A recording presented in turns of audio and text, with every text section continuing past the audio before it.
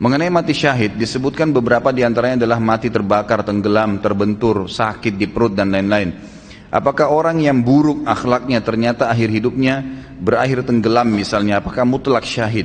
Karena saya pernah baca artikel juga, tidak dianjurkan berdoa untuk berharap mati dalam keadaan seperti itu, karena ditakutkan belum bertaubat karena sifatnya itu sekejap atau dadakan dan proses kematiannya sangat menyakitkan. Ini sangat variatif pertanyaannya kalau menurut saya. Satu-satu saya akan jawab.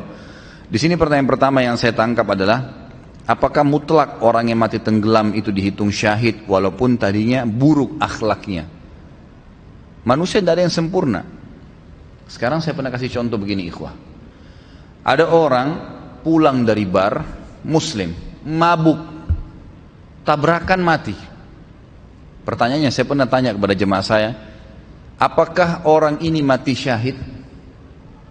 Muslim, keluar dari bar, mabuk, tabrakan. Apakah dia mati syahid? Jangan ragu jawab, mati syahid. Dia mati syahid. Tapi Ustaz, dia dari bar kemaksiatan. Tapi dari mana kita bisa jamin? Mungkin sementara dia di mobil sebelum tabrakan sempat tobat berapa menit itu. Berapa banyak orang yang begitu? Kan gitu. Mungkin dia tobat itu hitungan menit ikhwah. Nah, kawan sekalian, iya kan?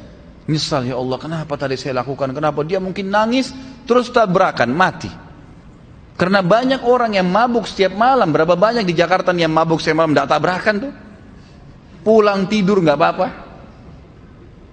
Iya kan? Dari sekian banyak yang mabuk, berapa orang yang tabrakan? 1-2 orang. Memang jelas tuntunan syariat kita orang yang tabrakan mati syahid.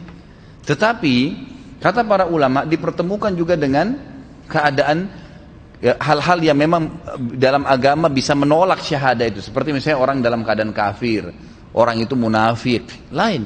Tapi kalau cuma ahli maksiat, kan gitu. Atau akhlaknya buruk, apalagi akhlak buruk ini dinilai secara individual.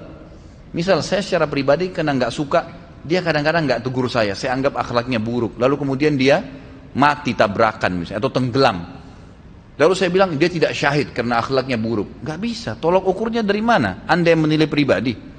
Mungkin saja itu dia tidak tegur, mungkin dia lihat ada maslahat.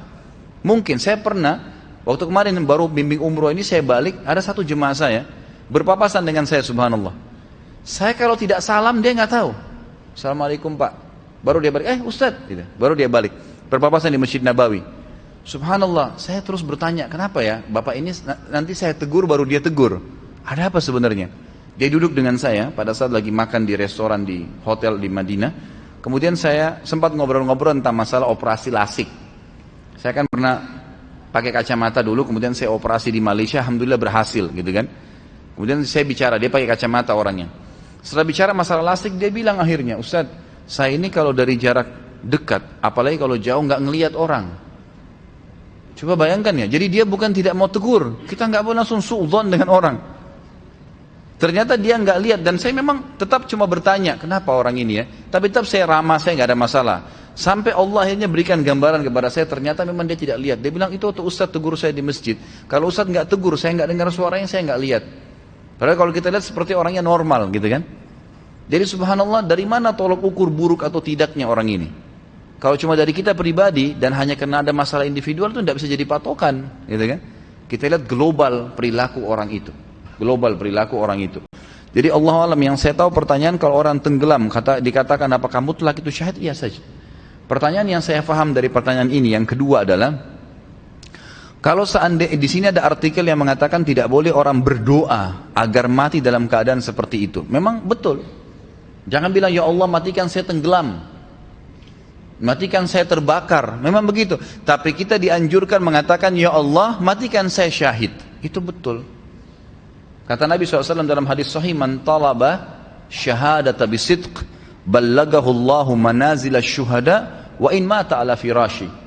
Siapa yang minta kepada Allah dengan tulus mau mati syahid, tulus memang dia berharap mati syahid. Nanti masalah apakah dia terbakar, tenggelam kah, membela kehormatan di medan perang kah, kena penyakit kusta kah, kena penyakit perut, macam-macam mati syahid itu urusan Allah SWT. Yang penting saya mau mati syahid ya Allah, gitu kan.